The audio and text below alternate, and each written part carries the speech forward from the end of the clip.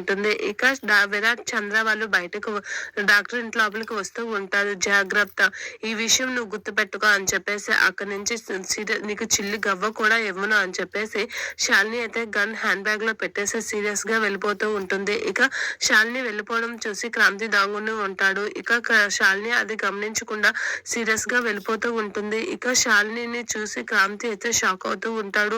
అసలు ఏంటి నేను చూస్తుంది శాలిని, నాకు ఇన్ని విషయాలు తెలియవా, శాలిని ఎంత సీక్రెట్ మెయింటైన్ చేసిందా అసలు అని అనేసరికి శాలిని వస్తుందని తెలిసి విరాట్, చంద్ర వాళ్ళు కూడా దాంగుని ఉంటారు. ఇక శాలిని రావడం చూసి దాంగుని శాలిని వెళ్ళిపోయిన వెంటనే డాక్టర్ గదిలోకి అయితే వెళ్తూ ఉంటారు. ఏంటి శాలిని ఏం మాట్లాడిందో మనం వెళ్ళలేదే, ఇప్పుడు ఎలా అని చెప్పేసి అనుకుంటూ ఉంటారు. ఇక లోపలికి వెళ్ళేసరికి క్రాంతి అక్కడ ఉండడం చూసి ఇదవుతూ ఉంటాడు.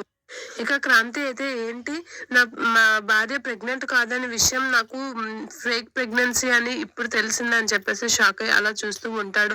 అంటే ప్రెగ్నెన్సీ అన్ని అబద్ధాలే అన్నమాట అని చెప్పేసి అనేసరికి, అయినా శాలిని ప్రెగ్నెన్సీ గురించి మీరు ఎందుకు నా దగ్గర అబద్ధం చెప్పారు, అసలు మీరు డాక్టరేనా అని అనేసి తిడుతూ ఉంటాడు.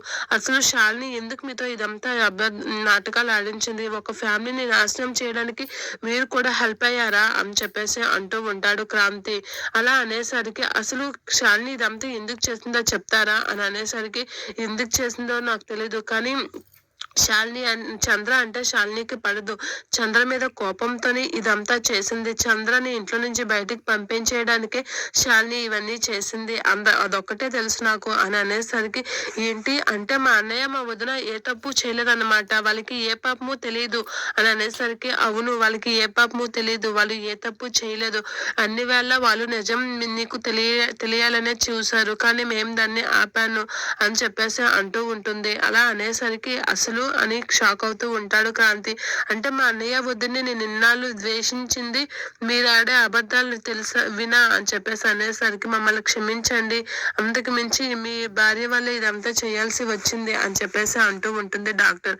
అలా అనేసరికి, అసలు మీరు డాక్టరేనా, డాక్టర్ వృత్తికే మీరు చీడపురుగులా ఉన్నారు అని చెప్పేసి అంటూ ఉంటాడు.